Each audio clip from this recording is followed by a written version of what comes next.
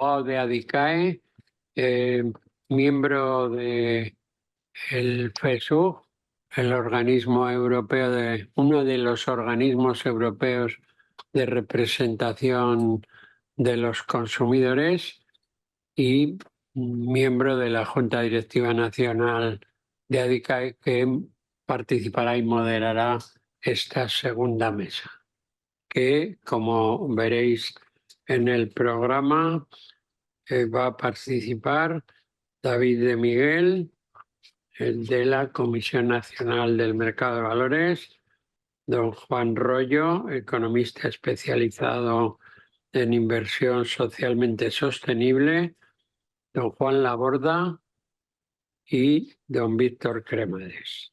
Juan Royo lo tengo aquí a la derecha y Juan Laborda y Víctor Cremades estarán desde sus respectivas de Madrid o Alicante, que son sus respectivas ciudades.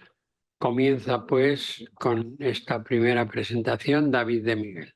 Hablamos de qué es inversión sostenible. Simplemente comentaros que detrás de qué es lo que es inversión sostenible y lo que no, pues hay un supervisor del mercado de valores. Comentaros un poco qué es lo que hacemos en la Comisión del Mercado de Valores, cómo hemos incluido la sostenibilidad dentro de nuestras líneas estratégicas y cuáles son el futuro a corto plazo, ¿no? Cuáles son nuestros planes.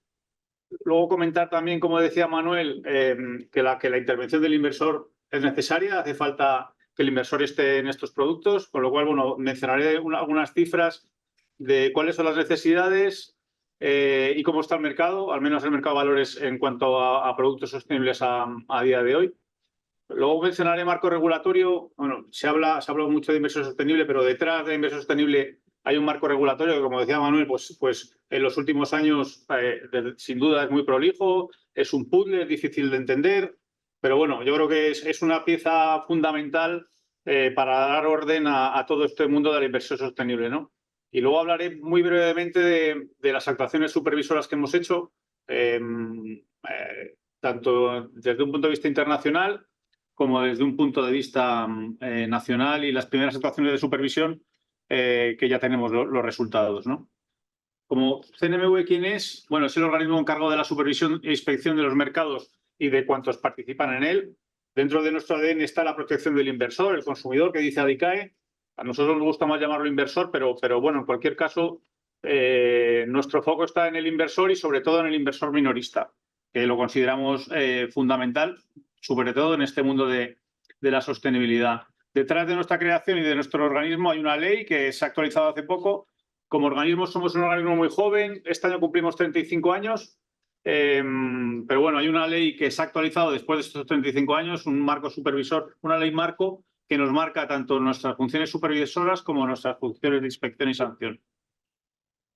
Y luego mencionar brevemente que dentro de nuestras líneas estratégicas que publicamos cada 2 años, la tercera de las líneas estratégicas es precisamente favorecer la transición a una economía sostenible, ¿no?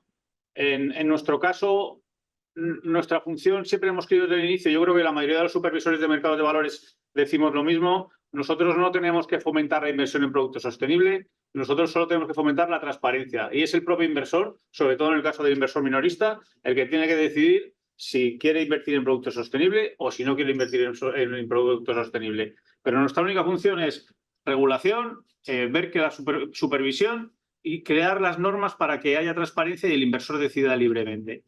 Además de esa digamos, línea estratégica, la tercera, de favorecer la transición hacia una economía más sostenible, tenemos otras 4, que es la supervisión. Bueno, somos supervisores, no puede ser de otra manera.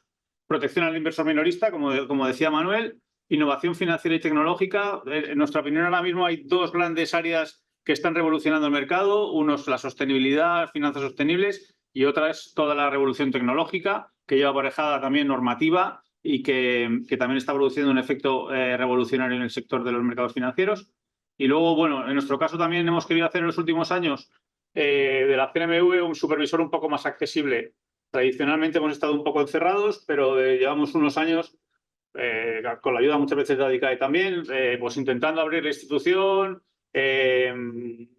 hacer partícipe de nuestra actividad, recibir inputs de todo tipo, tanto la normativa como la supervisión. y bueno, estamos intentando hacer cada vez más accesible a la institución, ¿no? Hablábamos de que hacía falta y de que decía Manuel que el efecto en el clima se está produciendo. Bueno, he traído aquí un dato que las pérdidas que se produjeron en el 2022 por efecto del clima fueron de 52,3 billones en Europa. Bueno, está claro que el clima está teniendo un efecto financiero. Se habla mucho de la doble materialidad, es decir, las empresas tienen efecto en el clima y el clima tiene efecto en las empresas. Pues bueno, ya se ve que es real, que el impacto económico se está produciendo. Y al mismo tiempo decía Manuel que hace falta canalizar financiación para que se produzca ese cambio en la estructura productiva, ¿no? Y luego hablábamos de la nueva normativa, ¿no? Decía Manuel, la normativa es muy prolija, hay múltiples normativas, pero yo me gusta siempre referirme a la estrategia del 18 en lo que decía antes, ¿no? Son 3 pilares fundamentales de la nueva normativa. Uno, transparencia, son los disclosures. Otro, taxonomía, que es un poco, hablamos con Juan, ¿no? Establecer unas normas claras de qué es sostenible y qué no es sostenible. En la medida de lo posible, cuanto más científico sea, pues mucho mejor, ¿no? Y luego otra serie de herramientas que han ido apareciendo, como ratings, como benchmarks, que también ayudan a todo este proceso de transformación de la economía, ¿no? 4 actuaciones de supervisión que hemos hecho en los últimos años. Cuando comenzamos a abordar el tema de la sostenibilidad, lo enfocamos como un acompañamiento, estábamos todos aprendiendo, había nueva normativa, las empresas estaban un poco perdidas, pero bueno, ya hemos pasado a una fase siguiente en la que, además del acompañamiento, ya estamos empezando a supervisar, ¿no? Estamos empezando a supervisar desde un punto de vista macroprudencial, en colaboración con Banco de España, Seguros y el Ministerio, o incluso para temas de inversores minoristas, ¿no? En el último ejercicio, parece curioso, el último ejercicio de supervisión de si los inversores minoristas están comprando este tipo de productos, Arnaud hablaba de un 50 o un 60. Bueno, nosotros hemos detectado que en torno al 20% de los inversores han dicho que tienen preferencias de sostenibilidad, ¿no? Y es curioso porque las preguntas que se hacen a los inversores minoristas no son fáciles, pero aún así el 20% de ellos más o menos están diciendo que sí, que están interesados y que quieren invertir en este tipo de productos, ¿no? En realidad va enfocada en el mismo sentido que ha hecho David, para la situación de los consumidores precisamente en estos mercados. Y en este sentido, desde el punto de vista y perspectiva del consumidor o pequeño inversor, sí que quiero intentar esquematizar un poco la situación en la que nos encontramos y las decisiones que se pueden ir tomando, especialmente en la inversión sostenible. Yo creo que debemos de partir de ciertas premisas que creo que hay que tener en cuenta. La primera de ellas es que este nuevo paradigma que se configura con la transición medioambiental, la economía verde, la responsabilidad social corporativa de las empresas, determina un nuevo modelo de negocio en todos los sectores, pero especialmente en el sector financiero. Ya sea en el sector financiero de inversiones o en el sector bancario. Es decir, los mercados ya no van a ser lo que eran y todo lo que los configura tiene que cambiar. Y de hecho están cambiando.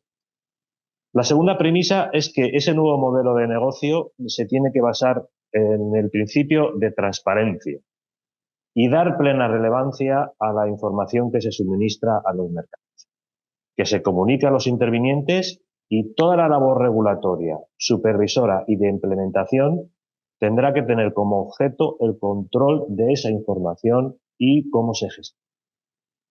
De ahí que la regulación que va apareciendo vaya en ese sentido, en homogeneizar qué se informa, cómo se informa, con qué requisitos se informa y para qué se informa.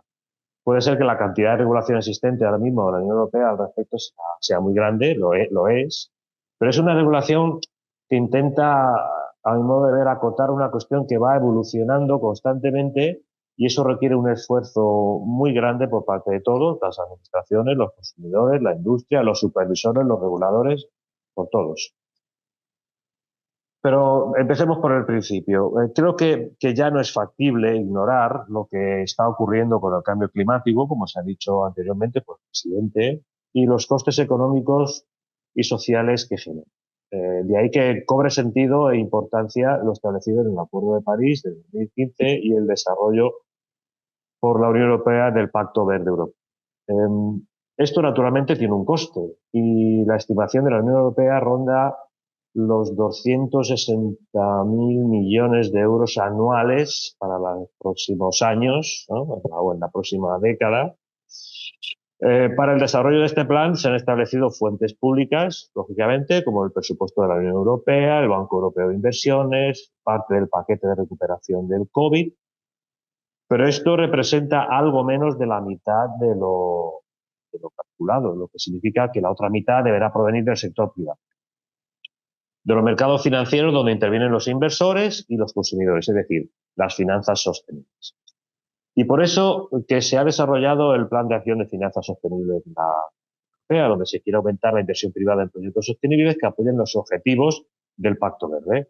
Esto va unido al proyecto también de la Unión de los Mercados Financieros, donde se está implementando medidas y regulaciones con el fin de conseguir esa unión de los mercados y donde los consumidores puedan tener acceso a productos de cualquier empresa de la Unión Europea de forma homogénea, me estoy refiriendo a productos financieros. Es decir, estamos hablando de un verdadero cambio en el modelo de negocio, de un nuevo paradigma en donde se tiene como objetivo que la participación en los mercados, ya sea de finanzas u otro, tenga la característica de sostenible. Es decir, que todo el mercado sea así y que las empresas que no lo sean simplemente estén fuera de ese mercado. Por eso estamos en una transición constante que requiere una revisión de las regulaciones y de su implementación casi perpetua. Hemos hablado de NFDR, de CSRD, de MiFID, de SFDR, de taxonomía. Y por redundar, por ahondar un poco más en los conceptos, lo comentaba también Víctor justo al final de su intervención, que nos encontramos ante un cambio de paradigma. Un cambio de paradigma en donde es muy difícil, cada vez más es difícil separar lo que es la economía financiera de la economía real. Esos conceptos que decía también David, de consumidor, inversor, ahorrador, también cada vez están más mezclados, son más porosos, tienen más relaciones, porque en definitiva en los mercados cotizados se incorporan empresas que están trabajando en la economía real, y esas empresas que están en la economía real están formadas por personas. Esas organizaciones, esos CIF, esos ISIN que están en los mercados financieros, detrás de ellos hay personas, con lo cual esa visión a lo mejor excesivamente economicista hasta la fecha pues ha cambiado y ha roto el paradigma. Y fundamentalmente lo comentaba también Víctor al final de su intervención sobre este tipo de empresas que son socialmente responsables, que en un momento se les llamaban, que tenían también un componente también ético, de gobierno corporativo. El concepto ético ya está superado, es decir, por ser socialmente responsable no tienes por qué no ser ético. Pero en definitiva el concepto ha cambiado totalmente. Cuando un ahorrador se acerca a una entidad financiera, lo primero que pregunta es por la rentabilidad que le van a ofrecer por sus ahorros. Ese término ha cambiado. Realmente ahora cuando un ahorrador se enfrenta acude a una entidad financiera, lo primero que pregunta es cuál riesgo está dispuesto a sufrir. Y ese concepto de riesgo es el cambio de paradigma que se está dando hoy en día en la realidad. Porque las inversiones socialmente responsables, es una evidencia científica, son menos volátiles que las inversiones tradicionales. No vamos a llamar no socialmente responsables, sino las inversiones tradicionales. ¿Por qué? Porque las inversiones socialmente responsables amplían los factores que pueden influir en esa cotización en los mercados financieros. A aspectos también que pueden ser intangibles, pero es obvio que tienen una incidencia directa en su cuenta de resultados. Y además son empresas que son mucho más inteligentes porque tratan de generar un impacto mayor que el estrictamente el miope de las cuentas de resultados. Yo estoy convencido que cualquier persona de las que está hoy en día en esta sala y las que nos están viendo a través del ciberespacio por toda España, no miden sus acciones diarias únicas exclusivamente en el dinero. Es decir, cuando tenemos relaciones sociales, pues con nuestra familia, en nuestro entorno, no estamos midiendo qué retorno económico vamos a tener, no sé, el que nuestros hijos estudien en una carrera u otra carrera, en que hagamos deporte, en el que nos vayamos a un tiempo de ocio. Si fuera algo estrictamente economicista, las decisiones serían totalmente distintas. Lo mismo que en sus casas, cuando están reciclando, no están pensando en el retorno económico más allá del espacio que tienen que consumir en los pisos cada vez más pequeños que son y tenemos que reciclar, este tipo de cuestiones, el trastorno que es, el tener que bajar de propio a reciclar, a separar los residuos en los contenedores adecuados. Este tipo de cuestiones no son economicistas, las hacemos desde un punto de vista que pensamos que es bueno para la sociedad, es bueno también para nuestra mente. este tipo de comportamientos, ¿por qué no pueden ascender y trasladarse también a las grandes empresas? Si nosotros tenemos una capacidad de impacto que la ejercemos como consumidores responsables, como padres responsables, como amigos responsables que somos de nuestro entorno social, ¿por qué no las grandes empresas que tienen mucha más capacidad de impacto no la van a generar? Y de hecho, ahí estamos, precisamente estamos hablando también con David justo antes de comenzar, la importancia de los fondos de impacto, que cada vez van a medir más este tipo de cuestiones, no solamente financieras, sino también medioambientales y también sociales. Y de ahí venía también lo que comentaban también los ponentes antecesores de lo que era la taxonomía, ¿no? Que la taxonomía es el marco normativo en donde te dice qué es verde y qué no es verde, qué es sostenible y qué no es sostenible. Hemos visto que ya sí está aprobada una taxonomía medioambiental, falta todavía la que por mi parte más me interesa, que es la taxonomía social, en donde yo que vengo del mundo de la discapacidad, tanto física como intelectual como sensorial, pues estamos especialmente sensibilizados con estas cuestiones y expectantes, ¿no? En definitiva, que haya una definición de taxonomía social que, bueno, pues que sea capaz de consensuar todas las diferentes sensibilidades que hay y que al final no lo mezclamos todo en un mismo saco, todo un revolutum de lo social, en donde ahí cabe cualquier cosa, y a lo mejor habrá entidades sociales, como por ejemplo las que yo estoy especialmente sensible, que es la discapacidad, que se vean, bueno, pues menospreciadas por otras sensibilidades que a lo mejor pues pueden tener una gran sensibilidad pues, de cuestiones concretas, pero que desde luego no dan respuesta. Por ejemplo, estoy insistiendo en el tema de la discapacidad.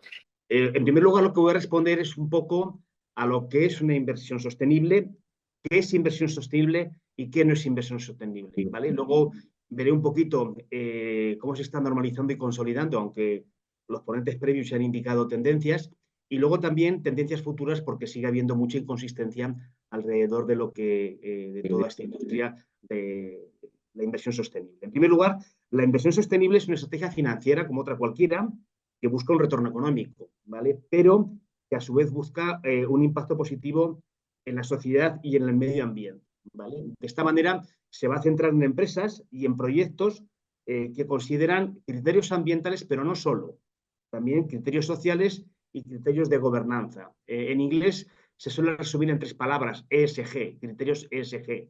A veces los hemos adoptado así del acrónimo en inglés, ¿vale? Relacionado con medio ambiente, con criterios sociales y con criterios de gobernanza. A partir de aquí, ¿qué podemos definir como 4 rasgos de lo que es inversión sostenible? Primero, que hay una integración de esos factores ESG.